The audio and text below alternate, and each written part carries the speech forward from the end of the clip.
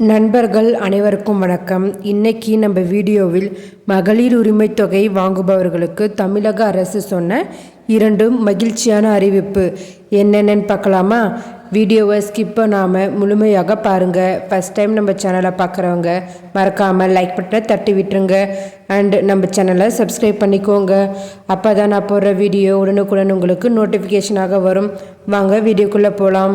கடந்த 48 மணி நேரத்தில் மகளிர் உரிமை தொகை மற்றும் கல்வி கடன் தள்ளுபடி தொடர்பாக 2 முக்கியமான அறிவிப்புகளை தமிழக அரசு வெளியிட்டுள்ளது. அதில் ஃபர்ஸ்ட் ஒன் ஆதி திராவிடர் மாணக்கர்களின் கல்வி கடன் தள்ளுபடி செய்வதாக தமிழக அரசு அறிவித்துள்ளது. தமிழகத்தில் நீண்ட நாட்களாக மக்களின் கோரிக்கையை கல்வி கடன் தள்ளுபடி இருந்து வந்துள்ளது. பல்வேறு கல்வி கடன் தள்ளுபடி செய்யப்படும் என்று ஆளும் திமுகவும் தேர்தல் அறிக்கையில் தெரிவித்து இருந்தது. இந்நிலையில் மாணவர்கள் பலரும் கல்வி கடன் தள்ளுபடி செய்யப்பட வேண்டும் என்று கடந்த சில வாரங்களாக தீவிரமாக கோரிக்கை வைத்தனர்.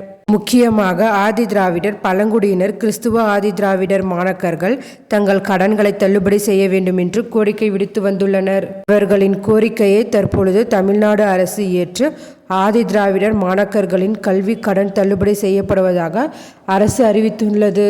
இது தொடர்பாக தமிழக அரசு வெளியிட்ட அறிக்கையில் ஆதி திராவிடர், பழங்குடியினர் மற்றும் கிறிஸ்துவ ஆதி திராவிடர் மாணக்கர்களுக்கு 1972 to 1973 முதல் 2002 to 2003 வரையிலான காலங்களில் மருத்துவ சார்ந்த படிப்புகள் உட்பட அனைத்து படிப்புகளுக்கும் மற்றும் 2003, 2004 முதல் 2009, 2010 வரையிலான காலங்களில் மருத்துவம் சார்ந்த படிப்புகளுக்கு வழங்கப்பட்ட கல்வி கடனில் 48.95 கோடி நிலுவைத் தொகையினை மாணக்கர்களிடமிருந்து வசூலிக்க இயலாததன் காரணமாகவும், வசூலிக்க சரியான பதிவேடுகள் மற்றும் விவரங்கள் ஏதும் அலுவலக ஆவணங்களில் இல்லாததனாலும் மற்றும் வசூலிக்க வேண்டிய நபர்களை அடையாளம் காண இயலாததனாலும் 48 கோடியே 95 லட்சம் ரூபாயை சிறப்பினமாக கருதி நாடு முழுவதும் தள்ளுபடி செய்து அரசு ஆணையிடுகிறது என்று அறிவித்துள்ளனர்.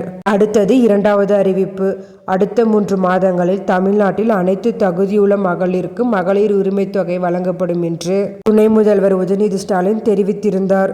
இனி புதிதாக மகளிர் உரிமை தொகை விண்ணப்பம் செய்தால் அந்த விண்ணப்பங்கள் ஏற்க முடியுமா என்ற கேள்விக்கு தமிழ்நாடு சட்டசபையில் துணை முதல்வர் உதயநிதி ஸ்டாலின் முன்பே பதிலளித்திருந்தார். எவ்வளவு பேருக்கு கூடுதலாக வழங்க முடியுமோ விதிக்குட்பட்டு அவர்களுக்கு உரிமை தொகை வழங்க நடவடிக்கை எடுத்து வருகிறோம். கலைஞர் மகளிர் உரிமை தொகை திட்டத்தில் புதிதாக விண்ணப்பித்துள்ள தகுதியான அனைவருக்கும் 3 மாதங்களில் 1000 உரிமை தொகை தரப்படும் என்று சபையில் துணை முதல்வர் ரேஷன் கார்டு பெற்றவர்களும் வரும் நாட்களில் மகளிர் உரிமை தொகை வழங்கப்படும் என்று தகவல்கள் வெளியாகியுள்ளது. ஏற்கனவே முன்னாள் அரசு ஊழியர்களின் மனைவிகள், கார்ப்பரேஷன் ஊழியர்களின் மனைவிகள் ஆகியோருக்கு எல்லாம் இந்த திட்டத்தில் வாய்ப்பு வழங்கப்பட்டுள்ளது. ஆனால் ஏற்கனவே பென்ஷன் பெறக்கூடிய பெண்கள், அரசின் வேறு நிதிகளை வங்கியில் பெறக்கூடிய பெண்களுக்கு பணம் வழங்கப்படவில்லை. இவர்களுக்கு திட்டம் விரிவாக செயற்படுத்தப்படும் என்று அறிவிப்புகள் வெளியாகியுள்ளன. இந்த தகவல் மிகவும் பயனுள்ளதாக இருக்கும். மேலும் இதுபோல கவர்மெண்ட் அறிவிப்புகள், அனைத்து உண்மை அறிவிப்புகளும் உடனுக்குடன் தெரிந்து கொள்ள நம்ம சேனலை சப்ஸ்கிரைப் பண்ணிக்கோங்க, ஷேர் பண்ணுங்க. தேங்க்யூ.